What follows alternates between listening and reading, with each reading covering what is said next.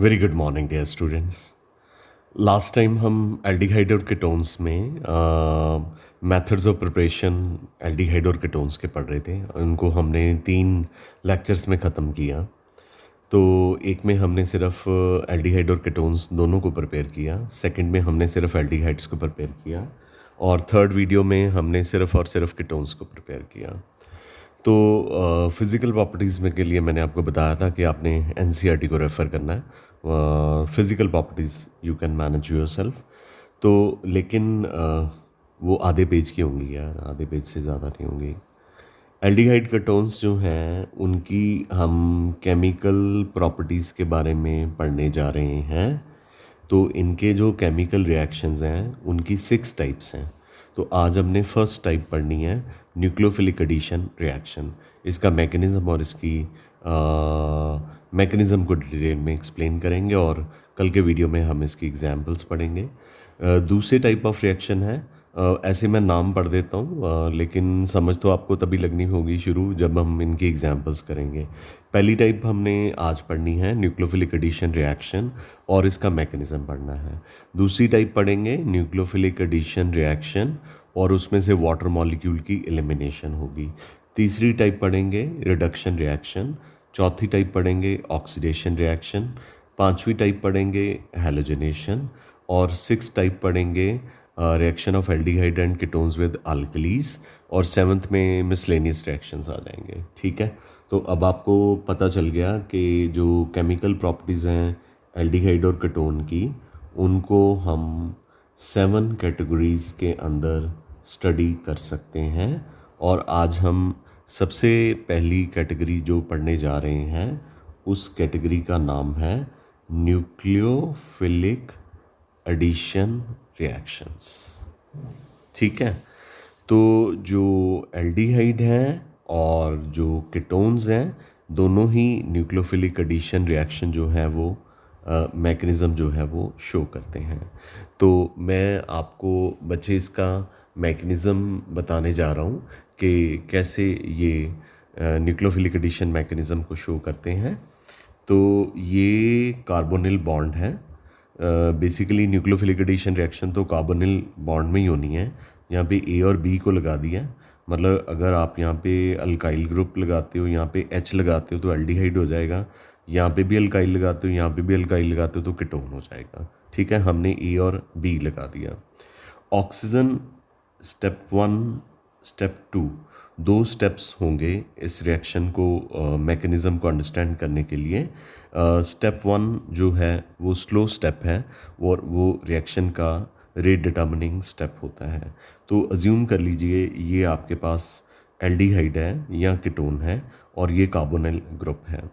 Oxygen की electronegativity carbon से ज़्यादा होती है, तो इसलिए ऑक्सीजन के ऊपर पार्शियल नेगेटिव चार्ज और कार्बन के ऊपर पार्शियल पॉजिटिव चार्ज आता है। तो न्यूक्लियोफाइल ने जिसके ऊपर लोन पेयर ऑफ इलेक्ट्रॉन होता है या जिसके ऊपर नेगेटिव चार्ज होता है, ये ऑलमोस्ट परपेंडिकुलर, किसके परपेंडिकुलर? sp2 हाइब्रिडाइज कार्बन के। ये जो कार्बन है sp2 हाइब्रिडाइज्ड है, इसके परपेंडिकुलर ऐसे करके न्यूक्लियोफाइल जो है वो अटैक करता है। हम ऐसे करके दिखा रहे हैं, लेकिन इसमें लिखा हुआ है ऑलमोस्ट परपेंडिकुलर इसके अटैक करता है। जैसे ही वो अटैक करता है तो ये जो पाई बॉन्ड है ऑक्सीजन के ऊपर शिफ्ट कर जाता है। ये रिवर्सिबल है, स्लो है। तो अब इस कार्बन के साथ जब न्यूक्लियोफाइल भी लग जाएगा, तो डेफिनेटली जब न्यूक्लियोफाइल भी लग जाएगा तो इस कार्बन के साथ अब 4 सिंगल बॉन्ड हो जाएंगे। तो आपको किसी कंफ्यूजन से अवॉइड करने के लिए ये न्यूक्लियोफाइल मैंने हटा दिया, क्योंकि आपको ये ना लगे कि 2 न्यूक्लियोफाइल यहाँ पे अटैक कर रहे हैं। ये न्यूक्लियोफाइल यहाँ पे अटैक कर रहा है परपेंडिकुलर ऑलमोस्ट इसके। तो ये न्यूक्लियोफाइल इस कार्बन के साथ सिंगल बॉन्ड बनाएगा। इसके पास इलेक्ट्रॉन है, ऑक्सीजन के ऊपर नेगेटिव चार्ज आ जाएगा, कार्बन के साथ ए और बी लगे हैं। तो पहले ये प्लेनर इन नेचर था, क्योंकि प्लेनर इन नेचर में कार्बन sp2 हाइब्रिडाइज्ड होता है, बॉन्ड एंगल 120 डिग्री होता है। लेकिन अब ये कार्बन जो है sp2 हाइब्रिडाइज से sp3 हाइब्रिडाइज्ड हो चुका है। एक न्यूक्लियोफाइल लग गया, ए और बी तो लगे ही हुए हैं। ये बॉन्ड ऑक्सीजन के ऊपर शिफ्ट कर गया, ऑक्सीजन के ऊपर कौन सा चार्ज आ गया, नेगेटिव चार्ज आ गया। तो बच्चों ये स्टेप 1 है मैकेनिज़्म का। अब जो इसकी 5 एग्जाम्पल हम कल के वीडियो में पढ़ेंगे न्यूक्लियोफिलिक एडिशन रिएक्शन की, वो सारी इसी मैकेनिज़्म के ऊपर बेस्ड होंगी। ठीक है, स्टेप 1 क्लियर हो गया आपको? अगर नहीं क्लियर तो पॉज कीजिए, दोबारा से सुनिए मैंने क्या बोला। मैंने बोला है कि कार्बोनिल बॉन्ड है, ऑक्सीजन की इलेक्ट्रोनेगेटिविटी कार्बन से ज़्यादा है, तो ऑक्सीजन के ऊपर पार्शियल या स्लाइटली नेगेटिव चार्ज, कार्बन के ऊपर स्लाइटली पॉजिटिव चार्ज। न्यूक्लियोफाइल जिसने अटैक करना है वो ऑलमोस्ट इसके perpendicular sp2 hybridise carbonyl carbon पे अटैक करता है। तो ये bond as a result pi bond जो है ऑक्सीजन पे शिफ्ट हो जाता है, तो कार्बन के साथ 4 सिंगल बॉन्ड हो जाते हैं, एक ए वाला, एक बी वाला। ये कार्बन ऑक्सीजन के बीच में सिंगल बॉन्ड रह गया क्योंकि ये बॉन्ड ऑक्सीजन पे शिफ्ट कर गया, ऑक्सीजन पे नेगेटिव चार्ज, और ये न्यूक्लियोफाइल ने कार्बन के साथ बॉन्ड बना लिया। और ये जो आपका प्लेनर स्ट्रक्चर था, ये अब आपका टेट्राहेड्रल स्ट्रक्चर हो गया। आप अच्छी तरह देख सकते हैं कि कार्बन sp3 हाइब्रिडाइज्ड है, sp3 हाइब्रिडाइज्ड कार्बन के साथ 4 सिंगल बॉन्ड लगे हुए हैं, तो नेचुरली कार्बन भी sp3 हाइब्रिडाइज्ड है, 4 सिंगल बॉन्ड लगे हुए हैं, और कार्बन के ऊपर कोई लोन पेयर ऑफ इलेक्ट्रॉन नहीं है। तो ये स्ट्रक्चर कौन सा होता है? टेट्राहेड्रल स्ट्रक्चर होता है। टेट्राहेड्रल स्ट्रक्चर में ऑक्सीजन का जो नेगेटिव चार्ज है स्टेप 2 में, न्यूक्लियोफाइल जो है वो इस तरह से था। ठीक है, तो उसका जो न्यूक्लियोफाइल था उसने अटैक कर दिया। अब ये प्रोटॉन जो है उसके ऊपर ओ नेगेटिव अटैक कर देगा। ये प्रोटॉन सॉल्वेंट का हो सकता है, ये प्रोटॉन न्यूक्लियोफाइल के साथ जो H लगा हुआ है उसका हो सकता है। तो हमेशा बॉन्ड आपने दिखाना है नेगेटिव से पॉजिटिव की तरफ अटैक करते हुए, तो ये नेगेटिव पॉजिटिव पे अटैक करेगा और यहाँ पे H लग जाएगा। आ गया नज़र? यहाँ पे जस्ट 1 मिनट, इसकी रीअलाइनमेंट कर दें आपको। यस,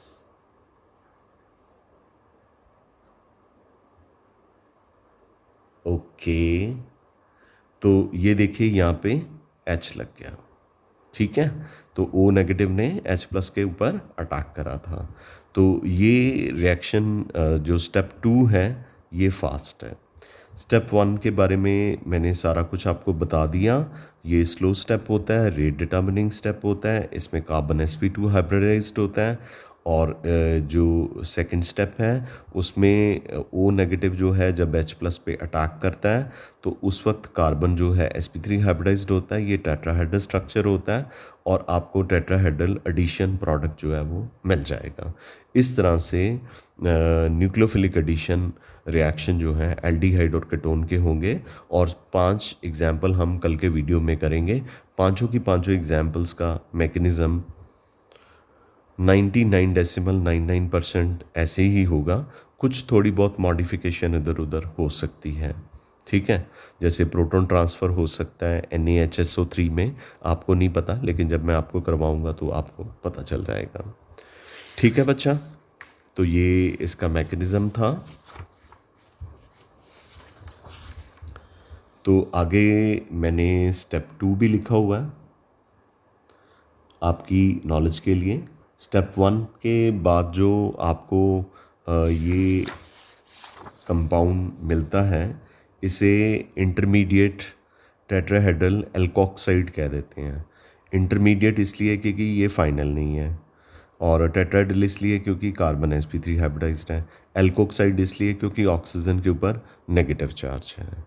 ठीक है, तो ये स्टेप 1 में हुआ सारा कुछ।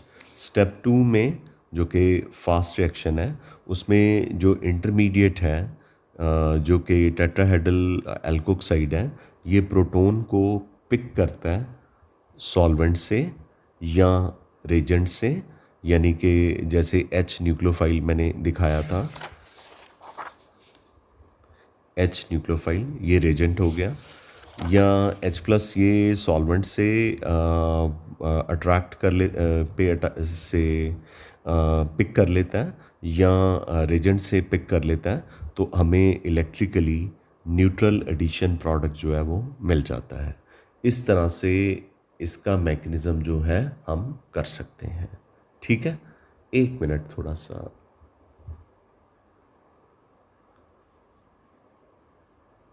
Yes, okay. हमारे पास आगे है एक क्वेश्चन कि अगर आप रिएक्शन को एसिड कैटलिस्ट की प्रेजेंस में करें तो न्यूक्लियोफिलिक एडिशन रिएक्शन को क्या बेनिफिट होगा? क्या न्यूक्लियोफिलिक एडिशन रिएक्शन जो है फास्ट हो जाएगा, स्लो हो जाएगा, क्या फ़ायदा होगा? जैसे कि क्वेश्चन में लिखा हुआ है कि एसिड कैटलिस्ट, तो सरफेस केमिस्ट्री चैप्टर आपने पढ़ा। अरे भाई, जब कैटलिस्ट का काम ही ये होता है कि रिएक्शन की स्पीड को फास्ट करना है। कई बार क्या होता है कि जो न्यूक्लियोफाइल्स होते हैं ना, वो वीक होते हैं, जैसे कि अल्कोहल, जैसे कि अमोनिया, उन्होंने जब अटैक करना होता है ना, तो वो कार्बोनिल कार्बन पे प्रॉपरली अटैक नहीं कर पाते। तो एज ए रिज़ल्ट हमें प्रोडक्ट जो है वो ठीक तरह से नहीं मिलेगा।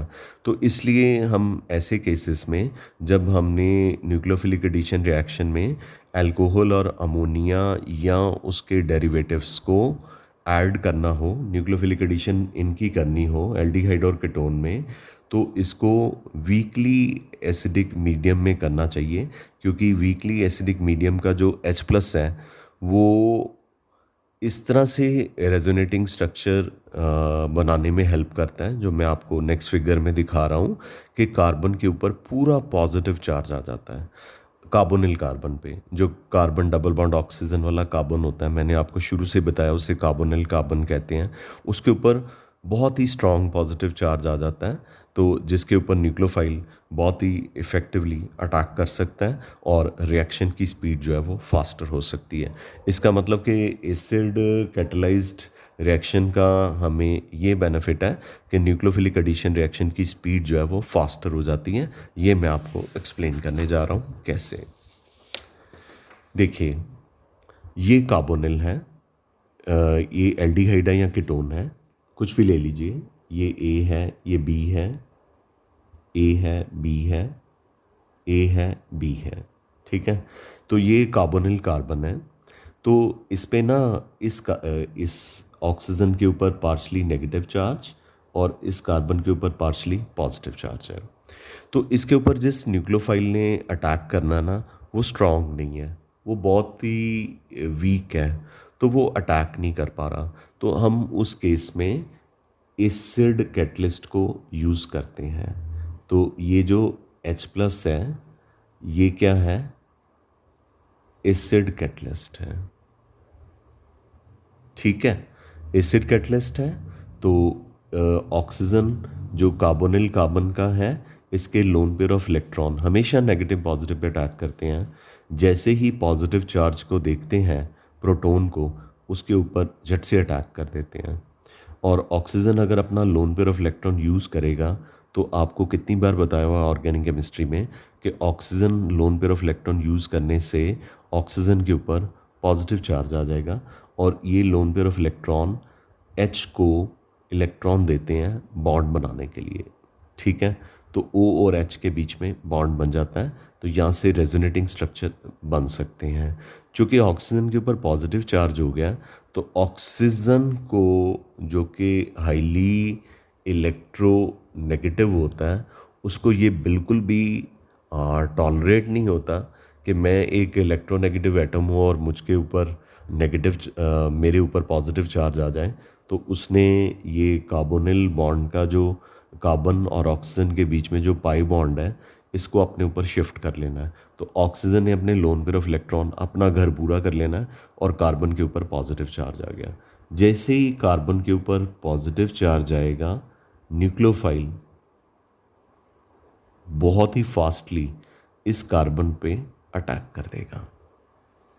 तो इसका मतलब nucleophilic addition reaction becomes faster in presence of acid catalyst. ठीक, are you clear about it?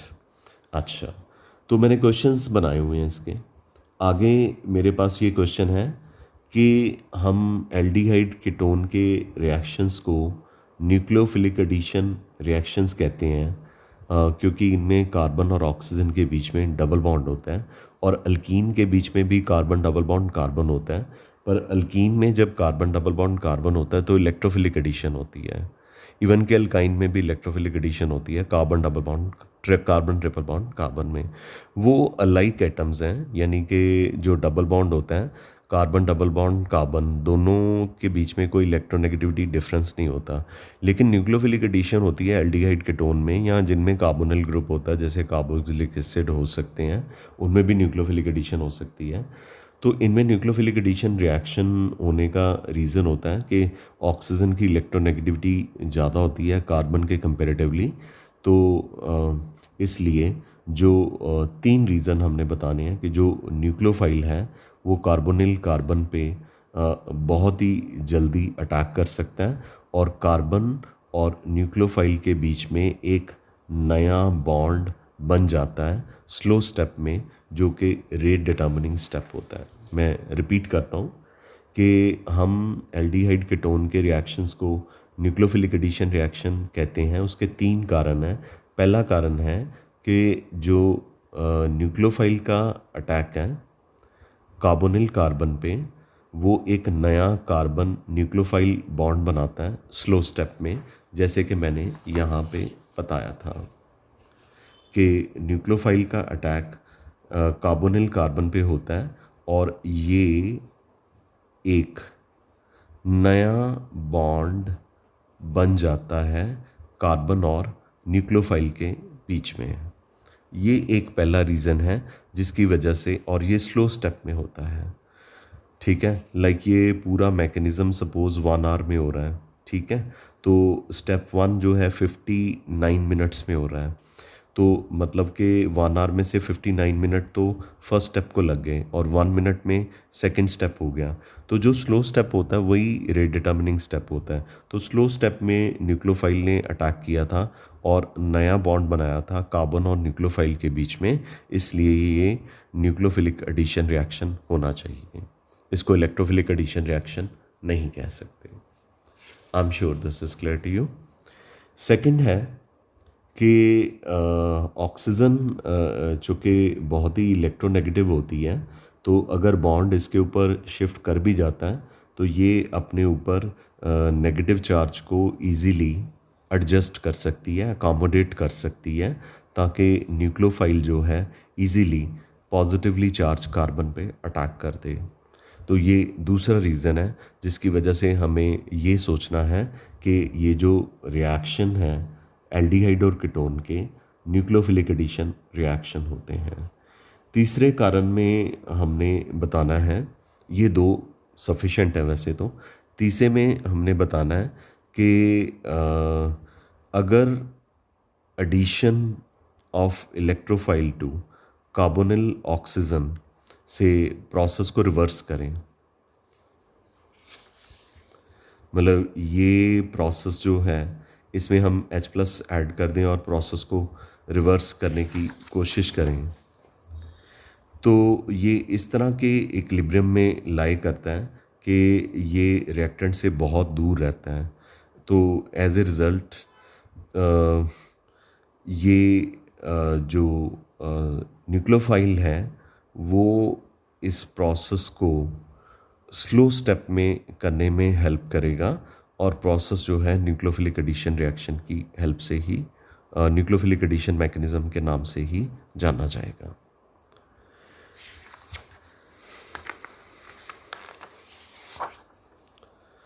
आगे हमने ये जानने के बाद कि मैकेनिज़्म कैसे होता है, हमने ये क्लासिफाई करना है कि रिएक्टिविटी ऑर्डर कैसा होता है एल्डिहाइड और कीटोन का टुवर्ड्स न्यूक्लियोफिलिक एडिशन रिएक्शन। देखिए, रिएक्टिविटी ऑर्डर हम दो तरह से लिखेंगे, एक एलिफेटिक एल्डिहाइड कीटोन के लिए और एक एरोमेटिक के लिए। तो पहले मैं लिख रहा हूँ reactivity order of aliphatic aldehyde and ketone towards nucleophilic addition reaction decreases in the following order.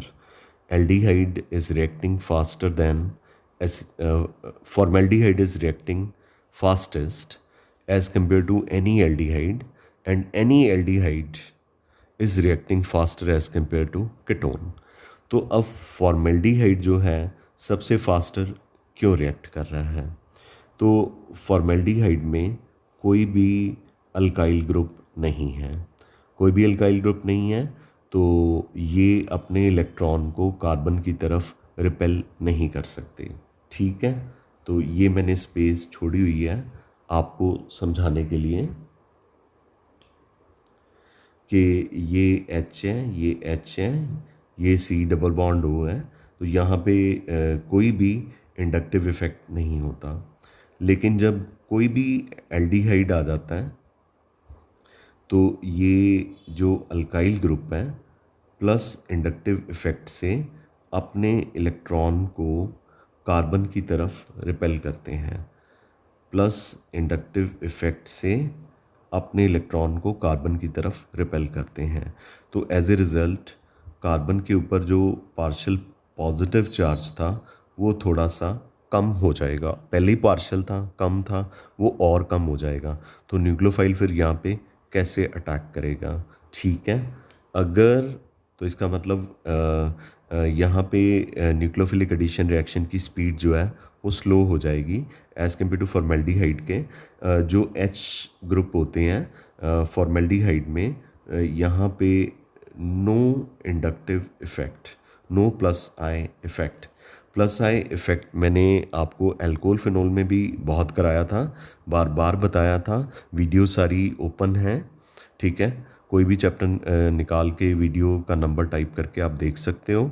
तो वहाँ पे आपको बताया था कि प्लस इंडक्टिव इफेक्ट का मतलब होता है कि अल्काइल ग्रुप ने अपना इलेक्ट्रॉन दूसरे एटम की तरफ रिपेल कर देना है। सपोज़ करो कि ये इलेक्ट्रॉन कार्बन का है, ये आर का है, तो दोनों ने एक एक इलेक्ट्रॉन शेयर करके एक सिंगल कोवलेंट बॉन्ड बनाया था, पर आर ने अपना इलेक्ट्रॉन भी कार्बन की तरफ शिफ्ट कर दिया, तो कार्बन पे जो पॉजिटिव चार्ज था वो न्यूट्रलाइज्ड हो गया। तो अब जब न्यूक्लियोफाइल यहाँ पे अटैक करने के लिए आएगा तो एल्डिहाइड का जो कार्बोनिल कार्बन है उसको बोलेगा, sir my positive charge has been neutralised by this villain, यानी कि alkyl group, I can allow you but not very easily. So, nucleophilic addition reaction of aldehydes are, any aldehydes are taking place at slower speed as compared to formaldehyde, because in case of formaldehyde there is no alkyl group. आगे ketone की बारी आती है। तो ketone में ये carbon का electron है, ये आर का इलेक्ट्रॉन है। ठीक है,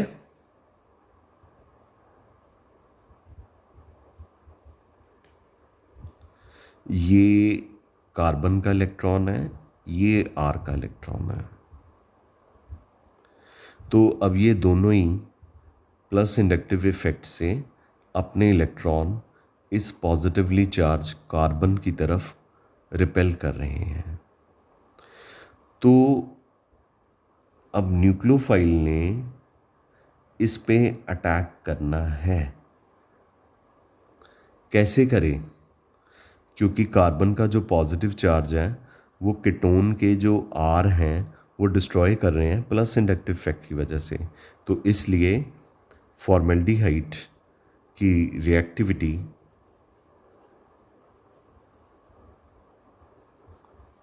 is greater than any aldehyde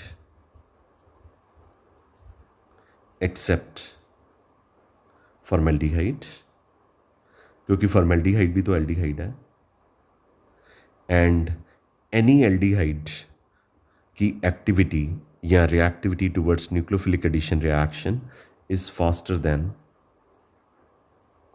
ketones. I'm sure this reactivity order is very much clear to you. Got it बच्चा? आगे मैं आपको एक चीज़ और बता दूं कि ये मैंने एक्सप्लेन किया on the basis of plus inductive effect. Reason ये मैंने एक्सप्लेन किया on the basis of plus inductive effect. Second हमारे पास है on the basis of steric effect, crowding. Formaldehyde में कोई क्राउडिंग नहीं है। आने वाले न्यूक्लियोफाइल को ये छोटे छोटे नन्हे मुन्ने जो हाइड्रोजन है, आने वाले न्यूक्लियोफाइल को कुछ नहीं कहेंगे, कहेंगे आ भाई अटैक कर दे कार्बन पे, वी आर हैप्पी। CH3 थोड़ा बहुत इलेक्ट्रॉनिकली उनको रिपेल कर सकता है।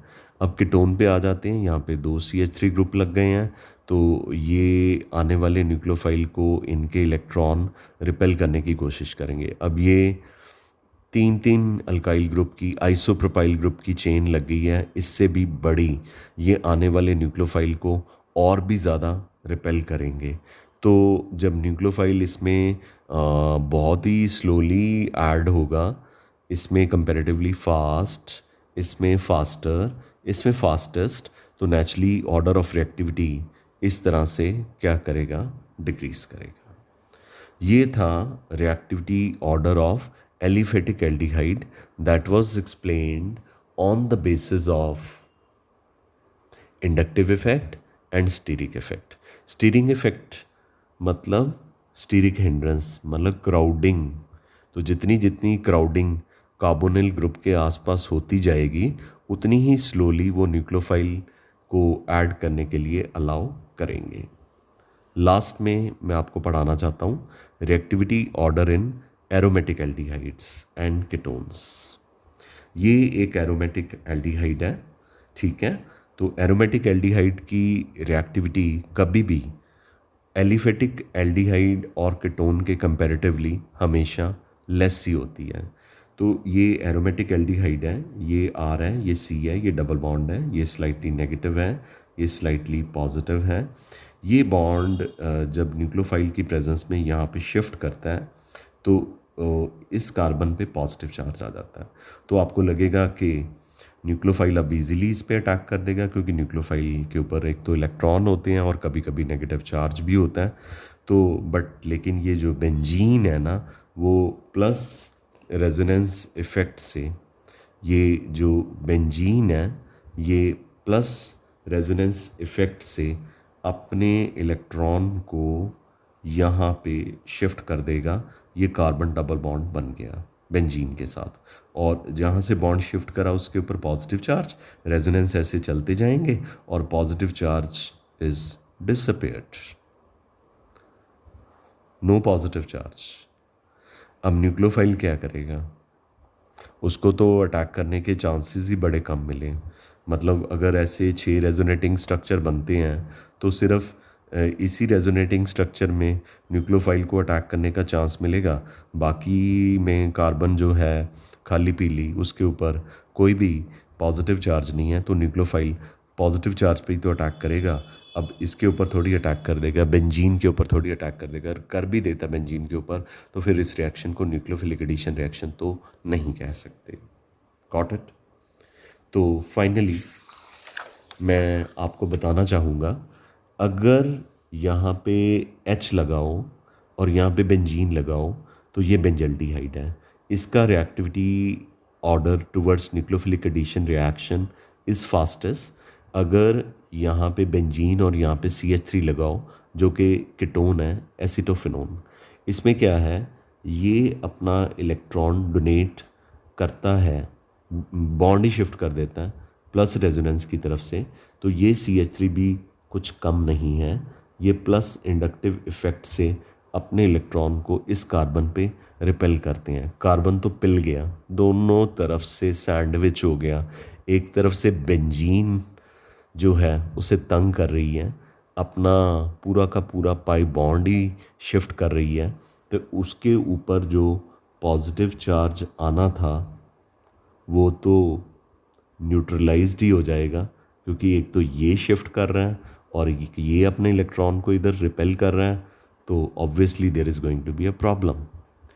और अगर कार्बोनिल ग्रुप के दोनों तरफ बेंजीन लगा दें, C6H5 भी बेंजीन है, ये भी इलेक्ट्रॉन प्लस रेजोनेंस से शिफ्ट करेगी, यहाँ पे भी प्लस रेजोनेंस इफेक्ट और यहाँ पे भी प्लस रेजोनेंस इफेक्ट, दोनों ही प्लस रेजोनेंस इफेक्ट से कार्बोनिल कार्बन पे चार्ज को बॉन्ड को शिफ्ट करेंगे और कार्बन के ऊपर, बेचारे के ऊपर जो पॉजिटिव चार्ज है वो तो ख़त्म हो ही जाता है, और मेरे को तो लगता है कि ये उसको नेगेटिवली चार्ज ना कहीं कर दे तो बेंजोफिनोन जो है वो लीस्ट रिएक्टिव है towards nucleophilic addition reaction. Rather I would not shy away to say कि बेंजोफिनियम जो है न्यूक्लियोफिलिक एडिशन रिएक्शन शो नहीं कर पाएगा, अगर शो करेगा तो हमें कैटलिस्ट को यूज़ करना पड़ेगा। ये था हमारा आज का पहला लेक्चर के chemical properties of aldehyde and ketones, जिसमें ये बताया गया कि केमिकल प्रॉपर्टीज़ में 6 तरह की केमिकल प्रॉपर्टीज़ होती हैं। पहली केमिकल प्रॉपर्टी का नाम है न्यूक्लियोफिलिक एडिशन रिएक्शन, और न्यूक्लियोफिलिक एडिशन रिएक्शन जो है वो किसके साथ, उनका मैकेनिज़्म कैसे होता है, किसके साथ, कौन से एल्डिहाइड से फास्टेस्ट होते हैं, कौन से एल्डिहाइड से स्लो होते हैं, कीटोन से फास्टर होते हैं या स्लोर होते हैं, एलिफेटिक और एरोमेटिक में उनकी रिएक्टिविटी कैसे होती है, ये सारा कुछ मैंने आपको बताने की कोशिश करी। आई am sure you got the lecture, you enjoyed the lecture. Thank you very much. Looking forward to your feedback. Please be in touch. In case any problem, call back to me. Thank you. Have a nice day. Love you all. See you guys.